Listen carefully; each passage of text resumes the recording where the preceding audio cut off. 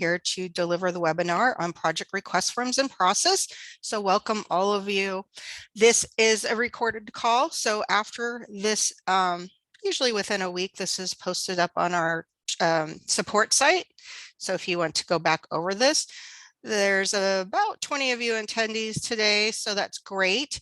And I do ask if you have questions. I probably will go through it, some of your questions, but we may wait till the end of each section. And there's like sections that we'll be going over today. And then if you need even more help after this call, you can get together with your trainer at support.workamajig.com for further questions. This process is pretty straightforward. It's really geared towards internal marketing agencies, but even regular agencies have come to use our project request forms. And I'll kind of go over the difference of that today with you and get you started on this. So again, my name is Jennifer Broadwater, and this is for project request forms. And some of you already use project request forms because I can see that you are my clients. And hopefully you'll still gain some knowledge today, even if you've already gone into this before. So this call is usually about 35 minutes long, depending on how deep we dive into it. And again, it will be recorded for your use in future. All right, so these are the things we're going to go over today. So project request forms basically are a way for your clients, either internal or external, to request a project from you, and that project gets approved by someone internally and then goes through the process to become a project. And it keeps things orderly and it keeps things in line, and it's always able to be referred to at the project level. So I'm a big fan of project request forms, and I've seen some really fancy ones, but we're probably going to go pretty basic today. And again, this is the order we'll be going on. So we're going to start with some back-end security rights and some transaction preference information I want to show you. So I'm going to hop over to where we'll be doing this through my screen. All right, let's see. All right, so the first thing we're going to talk about before we step into the actual project request form is some back-end information. So you do have to have some security rights to get to this section. And it's going to be your admin manager, your system setup. And then we're going down to the security settings, because both your internal users and your clients that are going to be using this will both need to have some security rights. So I put my clients in this one, and most of the time your clients probably are set up as free users that are going to be requesting projects. So you're going to be looking at this side, meaning these are the full paid users. But the clients have a lot less things they can and can't do, and they'll be adjusted on this side. So whatever group you keep your clients in is what I'm going to be referring to. So really it's just, can they add, project request forms? So if you just type in project request, you really get everything that you need right here. So like typically, they're not going to be editing the request forms. Usually they're just adding new project requests. Maybe they started one and messed it up. Maybe they need to delete that project request. And can they view all the project requests for their company or not? So this is if you want them not to be just able to see theirs, but every one from their company that they belong with. So again, for an internal marketing agency, would you want them to see everybody else's? So you can decide on here, and if you want them to be able to do these. And then this one can add and delete spec sheets on a project request, which we're going to talk about. The project request is that overarching form that they need to fill out, and usually it's attached to the spec sheet, which has the very detailed questions of what the specs are for the project.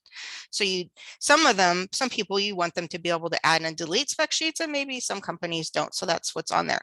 You can hop over to the full user rights for everybody else. Like, if you're doing this as a regular agency, maybe the project managers might need to do the project request form. So if you're on the full user right side and you just type the same thing, it's going to also determine those same exact type questions here, what they can and can't do. And they might have, rights to edit the existing requests and stuff like that after they come through, which might be necessary if there's mistakes on them. So those are the first back end things that need to be done. In addition, you do want to make sure that your clients then if you're, or anybody, have file rights to be able to upload things to our system. So if you haven't already done that, say if we're back on the client side, you do want to make sure that they have, rights to see the files, which are the uploaded spec sheets. Spec sheets are treated like files in Workamajig. Maybe not, they don't need to delete or rename them, but at least be able to maybe add them to the system. All right, so that's on all the security rights. Now, from there, I'm clicking Workamajig. We're going to go back to the admin manager circle in the system setup, and we'll talk about the transaction preferences. All right, let me move you guys over. And so the project why can't I talk today? Are under projects. And there's just a couple in here that actually are geared towards this call. One is require a project request. So most companies don't do this. I would say this is an option where nobody's starting a project unless there's a request for it. So that's why mine's not checked, because we're not that strict, like most companies are like, well, it might come from a project manager, it might come from a phone call. We're not going to require every single form to have a project request, but you can do that. This one is important, and you may want to think about this one, is one project allowed per project request. I have this checked. If you do not have this checked, that means the same request form, and this may be a great idea for some people not to have this checked, is because if you want to use the same request form and somebody is asking for 3 different items, say that they have a digital and they have a print and they have a website and they're all doing it off the same project request form, if you don't have this checked, that allows you to make 3 different projects from it. If you do have this checked, that means that you would need 3 different project request forms, one for each. So some companies want to kind of do it overall, almost like a campaign, and allow a bunch of projects come from one project request, and you have the person select, oh yeah, I want to check out these boxes and do all these different things and for me at once, or one for one. So I'll show you how this works when we get to it. So those 2. Then down here, there's under project requests, require a reject reason on approvals. Isn't that the weirdest sentence? It really sounds weird to me, but all it means is if I'm going to be allowed to reject a project request when we get into them, we can have some preset reasons for rejections, and I'll show you where that ends up in a second. If you have this checked, you get to make up those reasons. There's also a box to put comments in addition to this. So if you don't have this, you're still going to come up with, when you reject it, a box to enter some comments. This one's interesting. It's extend the project request due date. So, you might have some minimum dates that you say, okay, if you're asking for a print that's a mini brochure or something, and I need to get it done, I might need to have 5 days to get it done. But if the due date will automatically be extended by 1 day if you have this, if it's submitted after 5 p.m. and it's not meeting the minimum days requirement. So it just like shoves the date by 1 day. I haven't seen anyone, I guess one of our clients needed that, so we added that as an option. And so really those are the only items on here. So this require reject reasons on approval. If I step out of here, no, I'm not going to change anything. And I come over to, I think it's global list. If you go to your global list, you can set up the reject reasons on here, and you can have as many as you want. Whatever you want to write on there, and I'll show you how this goes through when we actually do one. If you see, I don't want to do this, and you want to have a reason for it. So you don't have to have these, only if you check that box, and then you would need to you'll have a drop down for this. All right, so those are the back end things. Now, again, in order to actually get to the project request forms, you do have to have, some admin rights to get there, because they are in the admin manager under the system setup. Once you get to there, they're under the tracking forms. Now, there's 2 parts of this. I like to say that one, and we were not talking about these today, we're talking about just the project request. The project request to me is the cover sheet with a few simple questions. Who's the client? How long should this be? What are you picking? And then there's usually a spec sheet that goes with the project request. On another call in the future, or also I did one of these in the past, then you can also have something called a project change request form. This puts one more level of deepness into this, where no one's, if you need to make a change to your original request, it has to go through another process. So today we're just concentrating mainly on the defining of the project request, showing how it goes to the spec sheets, and showing some things of how it goes through the system from your client side and from your side. All right, let me put that down here. So I have some you may have one project request to set up, or you may have a bunch of project requests. So here's the first question for you guys to think about is it okay that I just have one simple request, and from that request the person can pick of the type of project they want, or do I need to have a request for each type of project? So there's two ways to go about this. Some people are like, oh, I need one for each, and that makes it very simple for a person who is coming in as a client and not really knowing what to touch. But the first thing a client would see is a list of, oh, and they go, oh yeah, I need to get a campaign going. So they pick that one. So I like them to be very defined and have a list. Other clients will just have one. So it's up to you. You can have one with a bunch of spec sheets, or you can have multiple and divulge out from there. It's up to you guys. So the first thing to note, and we're going to go through the process of making one, but on any of these, you can make them inactive, after you need them. And then there are also security rights around who sees which one. So you can have multiple project requests, but not everybody, only certain security groups that's driven by security group can see them on their list to choose from. All right, so the first thing we're going to do is pretend we have a new one, and I'll go over each one of these spots to make sure that you guys understand it. So the first thing is, what kind of request do we want to have in here? And I'm running out of ideas since I keep doing this. And we're just going to say if somebody wanted to pick for a production digital print. I know it's kind of a combo. The description is usually for the client to see, so they know that they've chosen the right thing. So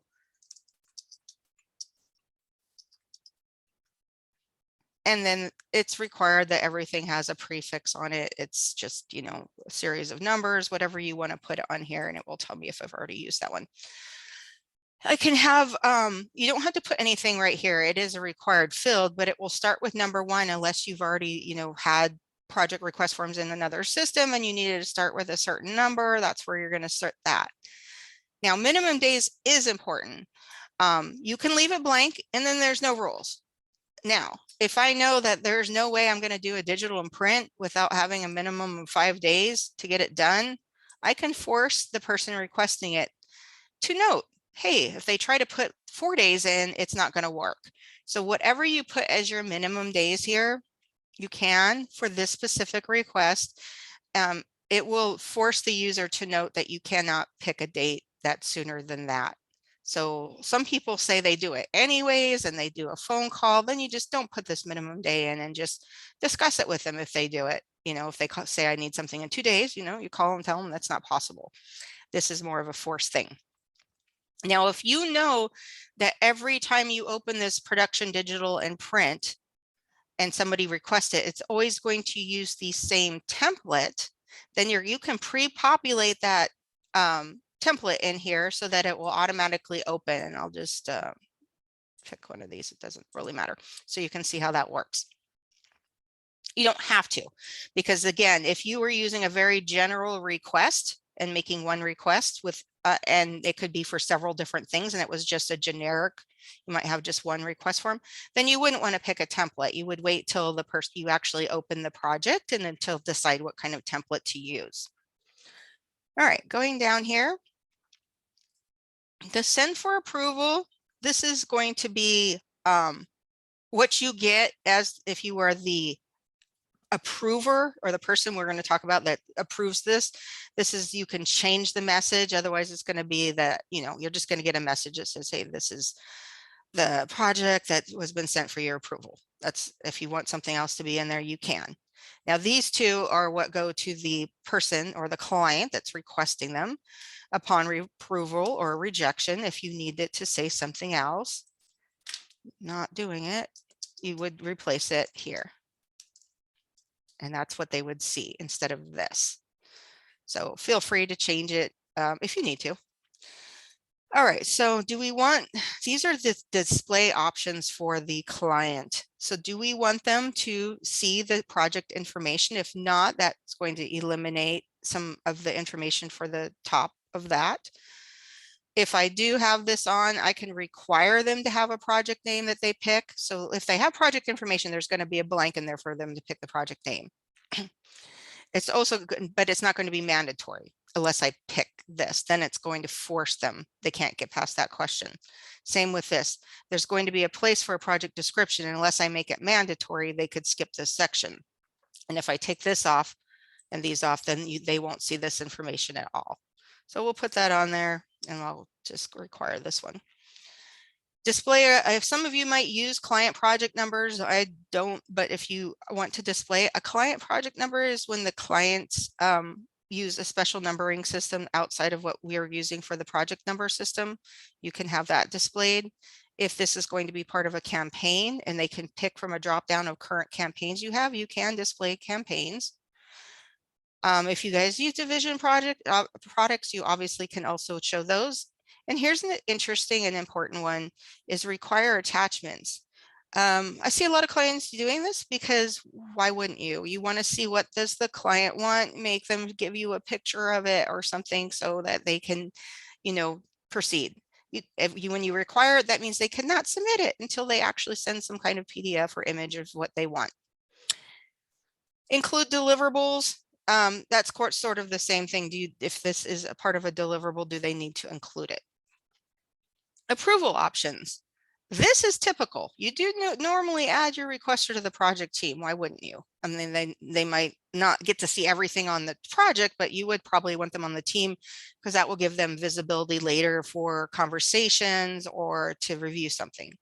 So that's typical. Send the confirmation to the email requester. This is like an extra email. Like, I don't know, because you already get one email. Well, you get the email when it's approved or rejected. Do they also need a confirmation email sent saying, this just says that your request has been sent. It's kind of makes them feel happy that, you know, it's being looked at or something. You can set that up there. Also, this is another thing make you happy for the requester. Do you want them to get an email saying, oh, the project request has been, and the project's now started?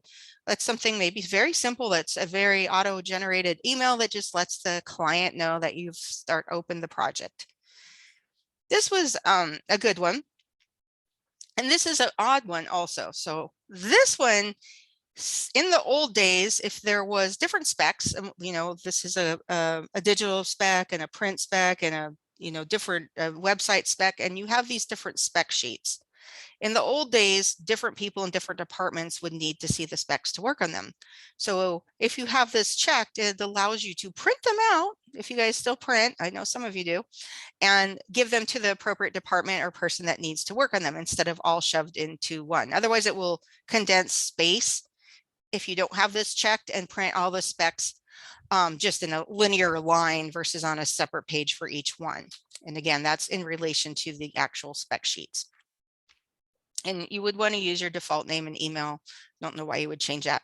And if you want the client to be able to pick and choose from a list of spec sheets versus you assigning the spec sheet that goes with this, you can have this checked, meaning this is specific for digital and print, but what if they also wanted a website or something else? Do they just add that spec sheet on?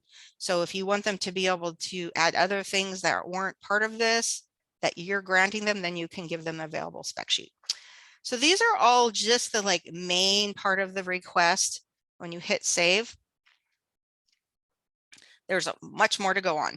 So on here, once you hit save, there's going to be, like I said, there's spec sheets we can add to this. And if I come over here, it's going to look at all of my spec sheets in the system that I already have, and I could add multiple spec sheets to this. Now we want the main body and all the information to be in the spec sheets, not the project request form. Why? Because the spec sheets can be updated inside the project versus the project request form, I see a lot of people wanting to put a lot of details, which you can, and I'll show you how, on the actual cover sheet. But it really, the point is to keep all of the information inside the spec sheets, because the spec sheets can easily be updated on the project level. So from here, I could be like, oh yeah, this is a digital and print. I don't even think I have a, no, good, I do have a digital. So I might want to force them to do the digital one. I could give them instructions here if I want to, and it adds in here. And maybe because this is digital and print, I also want to make them do the printing request spec sheet. So you don't have to have two, but this is kind of another call to go over how to do the actual spec sheets, but I'll show you how this goes on here. Now, when I said you want to keep the bulk of the information to the spec sheets, but I see a lot of people wanting to come in here and put a lot of questions in this area for custom fields, when really they should really be part of the spec sheets, but you can do this. So before I go into this area, there's a request pen here. And when you open that, that's just going to take you back to the main part where if I needed to make changes, this is where I just did it. That's what's going to come up first. Then you do have an option. I can add some more stuff on here if I wanted to. If I find that there's something really important that I want to put on the cover sheet, we can. And maybe we could have some options that are already on here. So these are ones that Workamajig like kind of put on here, or I did this or something like this. And I might want to say, is this needs to be completed, blah, blah, blah, tell me why. And I can just click and drag it. And now this becomes part of the cover page. I can also make my own. So this one allows you to come over here and create your own fields, much like you're doing in a spec sheet. You would make your own fields. You can do it on here. So I'm going to just make one so you can see the difference in where they will end up if I do it on here, because this information is important, and you might have a few questions that you need to do this. So like, let's say desired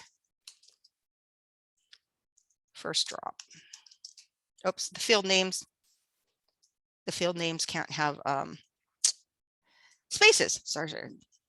So I'm just going to write date first drop. So you can use those kind of underscore things. No, I'm going to write it like this: desired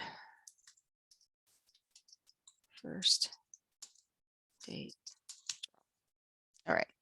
So there's a lot of different ways to do this.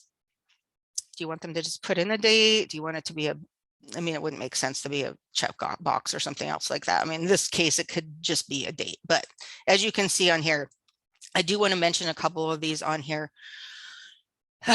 User lookup versus contact lookup. User lookup is going, if I have that, it's going to create a drop down of all of your employees. So be careful with this one, because if you need them to pick the employee, maybe the question is, who do you want to work on this request? And they get to pick who they want to work on it. That's a user lookup. This one, I would almost say no one ever uses. A contact lookup lets them see all of your contacts in your system. Weird. Don't ever see anyone use it, but I want to let you know that's what it's from. So if you have any contact in any company that they can see, that would be a contact lookup. Sometimes you might want to put a separator text in that's not a question, that's just some text that you need to add in there. That's fine. And you could even create some tabs, and I'll show you what those are. Some things might be for display only, but mostly for these kind of questions, you're looking at, a radio button, a drop down. They're pretty basic, and they're the same kind of things you get on a spec sheet. So on this particular one, I'm just going to put the date. And if you need to hint, this will show up for the client. And I wouldn't have a default value on this, because that would default value for the date. And is it required? And you can even map these to project custom fields. So all of my project custom fields are in here, and I can map it to it if I need to. Don't in this particular case.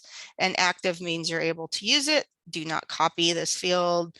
It will not copy. If you were copying a project request, it would not let you copy this field, because it would always be changing. So you probably would not want to copy that field if you were going to recopy, because you can copy these and make new ones. Also, display when. So maybe I only want this question to come up if this other question answered a certain way. So if I have a display when, it just leads you to answer if this question should only populate if this question was answered in a certain way. So that's what the display when is. Okay, so those are the, when you do that, it kind of highlights blue over here, and you do need to click and drag it, and it's sometimes hard, and you can click and drag these around. So these are the only two I'm going to add on here for, you know, reasons being that we don't want to sit here all day, right? All right, so we're adding these two because we feel they're really important. They should be part of the cover sheet. Now, the next part of that, because that was all in here, we have our spec sheets, is the approval process.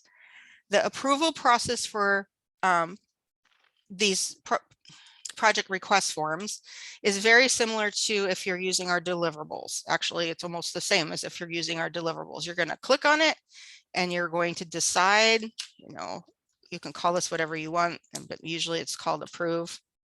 You can give people, the person, an instructions,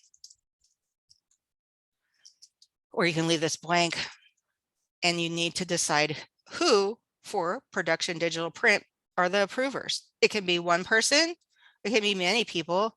And if you skip this step, it's actually automatically approved. So I do find that's odd because then people aren't notified and they don't know where it goes. So I really suggest at least one person be an approver, or an approver on here would get an email, and it will also go into your bell. So we're going to pick myself. So when you go in here, usually the approvers are part of your staff. I'm going to pick myself as the approver, and feel free to pick multiple people. It gives you, as soon as you hit this, it's going to give you those same kind of options as in deliverables. So do I need to send it to everybody at once? If I do this and I have multiple people to approve it, everybody will get it in an email, and everybody will get it in their bell until one person approves it. Then it will disappear a few minutes later for everybody else. If I send it to people in order, if I had multiple people, obviously it would just go out in order. And everyone must review makes it that everybody has to say we're going to thumbs up on this project before we do it. So this takes, you know, if you have multiple people and everybody has to say yes, I don't hardly see anyone ever use this either. It's usually just like one person says yes and we do it. But these are additional options. The number of days to approve is once it's in your inbox. We do want to have some consideration. You can make this however many days, but you know, how many days before you want to start that project that you need to give yourself to approve. So it's up to you if you want to have a date in there, I mean, a number of days in there. Everyone must log in. This is so that people can't be forwarding these links to other people, and that the person that logs in is the person that's requesting the project. This would be very useful, and I would use this if I am going to have this being done for an internal marketing for firm. Again, I can't talk. I would probably have everybody log in because they should have logins. And I will talk a little bit about the login process in a few minutes also, to make sure that you guys understand how this gets set up for your clients. Reminders. This is reminders for a person to approve this. Do I need to send out a reminder every hour to somebody saying for the next 6 hours, hurry up and make a decision? I can do that. I don't have to, but you can do it hourly or you can do it daily. It's up to you. I actually don't need any of those, but on there. And then notify. So if Spicy Ginger is going to be the approver, once it's approved by Spicy, does somebody need to know, like the AE that's normally on the project, somebody else, a PM? I can have an email shoot out to somebody on the staff. I think we'll let George Foreman be that person today. And they can get, and you can have multiple. All it is shooting an email out after Spicy Ginger approves it. All right, so I can save that. And now my approval process. Now you can have two approval processes if you'd like, meaning after it goes through this approval process, then it needs to go through another one. We can make it as long as we want. You can just hit this as many times as you want. It's going to, you know, approval number 2, approval number 3. I've not seen anyone need that kind of setup before, but you can have a multiple approval process. All right, so now that that's done, we have an approval, we have the spec sheets in here. The last part is who should access this form. So on the access, we have now we want to make it easier for people. I can say I can do this by security group, or I can do it by people.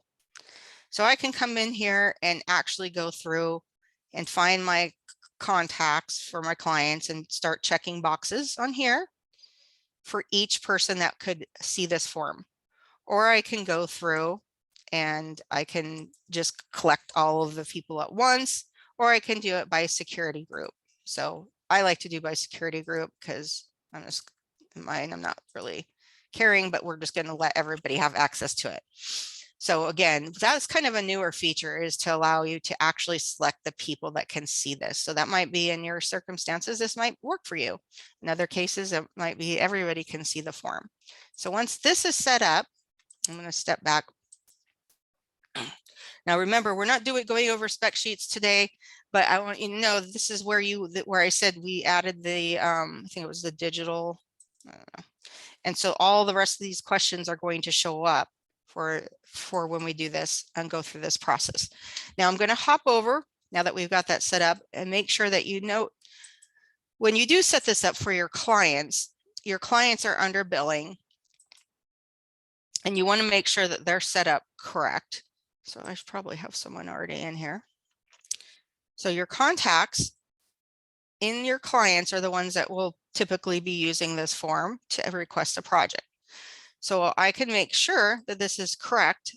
That means I'm going to click on a contact, and I'm going to make sure that they have their client portal set up. Well, first, before this is a whole nother call, so I'm not going to get deep into this, but you should always check that their contact is set up correctly, meaning if you're going to go through this process, they need to have a user ID, which this guy doesn't, but if they need a user ID and a security group and a free login, those are the things that are required in order for people to use our project request form to grab it from their portal. And I'm going to sign in as into a portal so you can see it from that side in a minute. In addition, you can also see it from that side. I don't want to change that. If you go in to preview the client portal,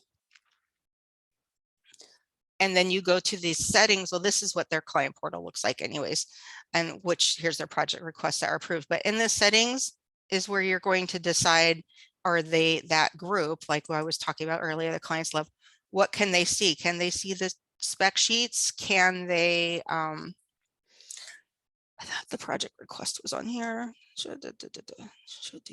project. Maybe the project request is down here. Okay, this is one thing I want to talk about. So these are like the options for your client to be able to see. Some people think they should come over here and check this box. I say no, but this is why, because when I say show project request views, that shows them all the project requests under that client. And maybe you don't want them to have access to all the ones, only the ones that they do. So don't check this unless you want them to be able to see everything. So again, this isn't something we're going to go over today, but I just wanted to let you know that, deciding this area is going to be how your client's going to sign in and what they see, such as their approved stuff. Okay, so now that we did that, I'm going to go in and show you the process and walk you through. Here I am. Walk you through if I was going to use this request form as a client. So your client should have a user ID. And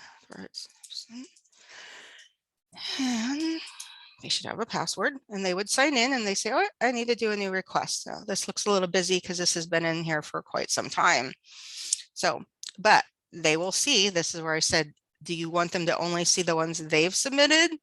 This is, and this is set up for this person to only see the ones they submitted. So they can see which ones were canceled of their project request, what ones weren't even sent, what was rejected, and what was approved. But your main goal here right now is, and just, they can come in and here's these and when they did them and stuff like that, and they can like click into them from there. But that's not the point of this. The point of this is, let's see what happens if we take that project request.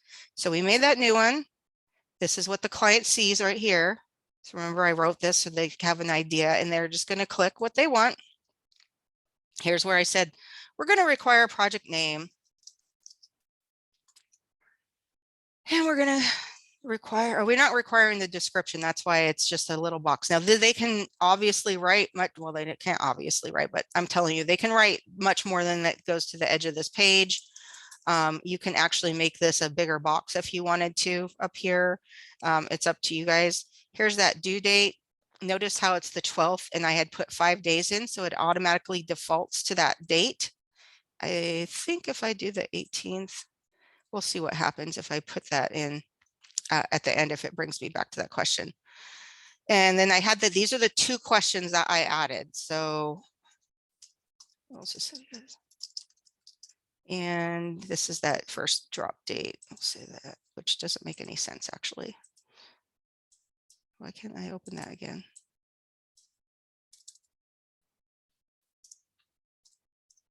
All right. There. The project date must be a minimum of 5 days. This is what I said it earlier. So it says now I can't do this before 7/19, and it automatically re-put that date there. So it's forcing it. But because I had this, maybe this, I add this in and I say, but I need it on the 18th or something like that, so that you were alerted that they wanted it on a different date, and maybe they need to give you a good reason why. So I want to make sure that worked properly, and it does. All right, so those were all the questions that were on the cover sheet. As soon as you hit next, it goes to the actual questions that are on the spec sheet. So you may have your own setup, and I'm just going to whiz through here. There might be a budget, there might be this. Okay. I see how I said if earlier I was saying if you have one of those questions where you need to map it to something else, if I click other, you'll notice another question came up for me to fill in. So that was one of the things, fancier things you can do, is to map it to something else.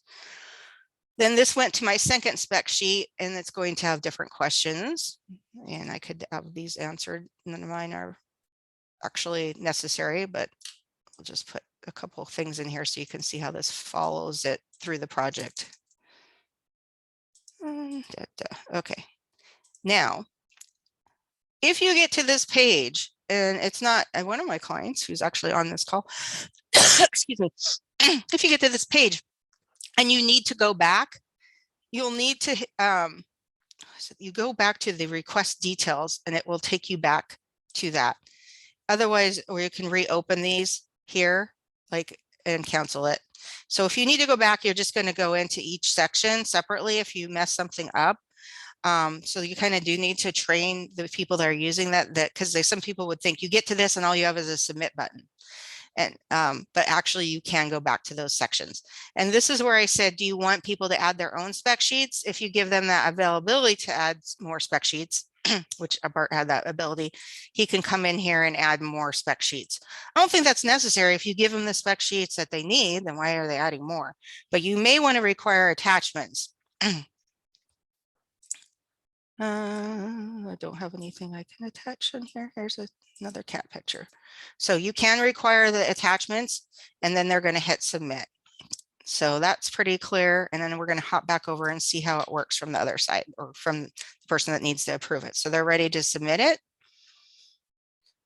It'll be in the sent for approval then. New project, your due date.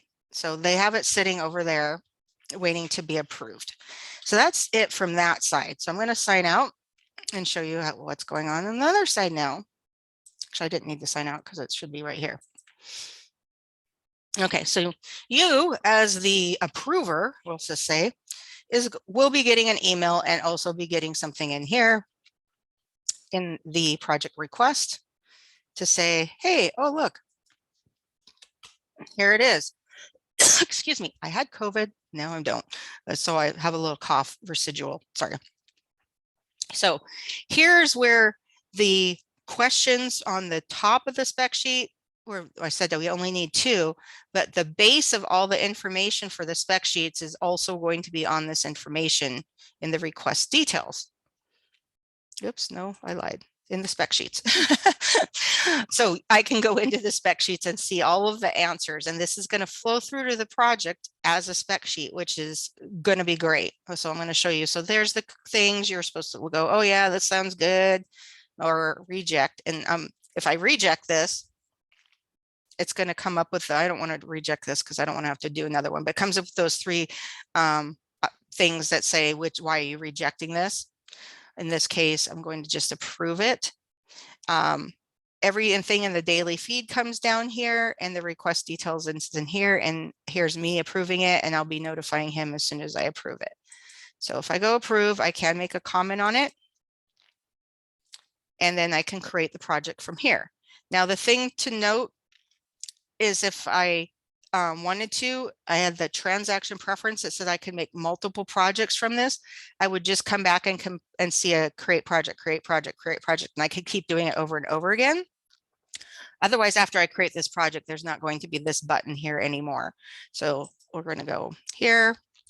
Again, if we needed to add in divisions or products, the primary contact was the person who did it. We can change the name if we needed to. I can change, this will auto populate, and here's the template, and you could even still change your template there if you need to. Here's that description the guy put in. If I needed to tag it to a campaign that I already had out there for Anthem potatoes, I could put it right into a campaign from here. And this show more key is always important to open, because a lot of people will be like, oh, where'd that information come from? Suddenly you can be adding, a team to here from here. I could be adding the project type or a project status, which I like to put it into Discover. See? And I also have some custom fields in mine. So this is where you add the project.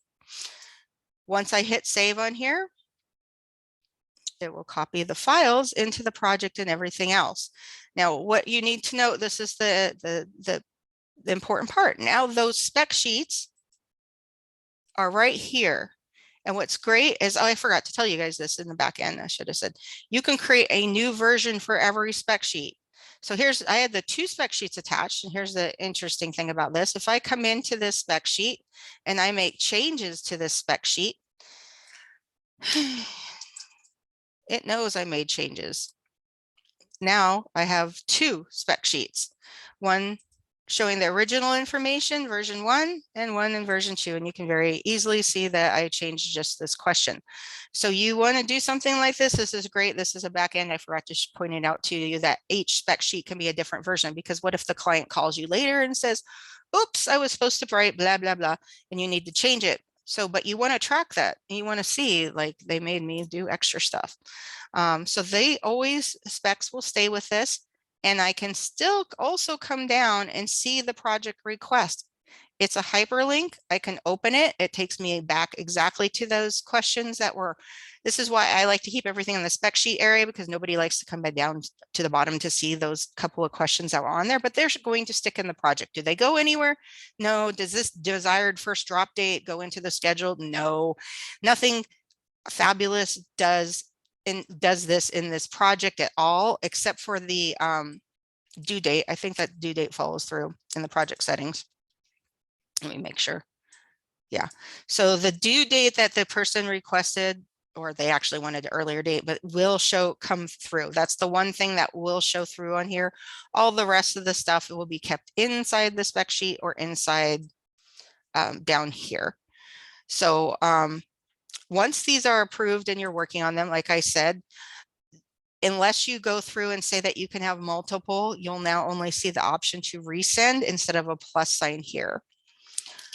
I also want to go back into that back end where I forgot to tell you guys. Let me see if I can remember where it was. Project request.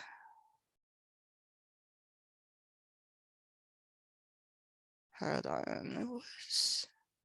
Oh, there it was. After this, create a new version for every spec sheet change. I have this marked, so that's why it was automatically giving me the old information and new information. If you don't have this, it's just going to overlay it and you'll never know what the original information is. So this is under the project's transaction preference down here. I love that feature. Love it. Love it.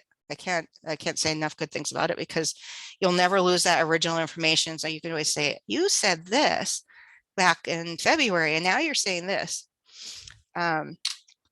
And this is another call, you can require a change request if somebody wants to make a spec sheet change. If you have this on here, there cannot be a change on the spec sheets unless they go through this whole process, which is another to do a change request form, which is another whole webinar on that anyways. All right, some other things that we can talk about before I go is, where is all this information? So as a project manager, if you hit your project manager and today PM, and you scroll down to the left, and some of you may already know this, the project requests sit in an area, and you can build out these in different ways to be able to be seen. I'd like to see mine in just the all request. So as you go through here, you can build your own filters, and I come through here and I can have it like, oh, these are all by the type of, these are by, type of request. Or I could come in here and be like, maybe I need to see it by who entered it, or, the request status. That's a good one to change it to. So if I do it by status, I can see, I'll memorize this. All the ones that are approved are here. Here's all my canceled ones. These are ones I never sent for approval. And here's my couple rejected ones. So it makes it easy for people to find them. And again, I might be wanting to just come back in here and see, how many days has this been or something like that. And I can always hop back into the request area. So feel free to note that this is where you can get to them. You can also get to them from this here in the views. If you have access to it, I think it's project requests. So the same listings can be found also under your views area, which is going to take you back to the same page, and you can do some sorting and stuff like that. So if you need help devising any type of report for your project request, we are here to help you with those, because those are important for people to be able to find, which ones went through the approval process last week. I can look at what was approved and was a project set up, and from there on. Now let me go back to my notes and make sure that I covered, oops, where are my notes? They're over here. Make sure determining your process, where to see them. Yep. How the requester sees it. We saw that. Who has access, approve. Okay. So the determining your process is really the end part of this. Is you guys have to make a decision of how easy do you want this to be for your client, and what is your own process. And we're here at Workamajig to help you. We can help you if you say, well, we have a problem and people don't really want to use this form. We'll make it as simple as possible then, because if you need it, they're going to have to learn how to use it. And you might not want 1,000 questions or something. If you're used to filling out forms for your client, you may have your project managers actually do the project request form on behalf of your client. So that's another way to go about it. I've seen that a lot, where it's like, yeah, we just get on the phone with them and they tell us what they want, or they email it and we fill in this form for them. So that's another way to go about it also. So you determining your setup process, who needs to be an approver, what happens if somebody's out? If you only have one person to approve them and they're out, can somebody else need to be a backup approver? Then you need to have 2 people on there. Processes always change, and that's really, start it one way and you may end up doing it something else, but we're here to do a call with you guys. If you want to go over that one-to-one with your trainer, that's at support@workamajig.com. Also, if you have further questions on this, let me know. And chat is open if you have any more questions. Otherwise, that's pretty much the end of project request forms. But I'll stay on for a few minutes if anybody has any questions. And then this recording, like I said, will go out in a few days. Thank you very much for coming, and have a nice day.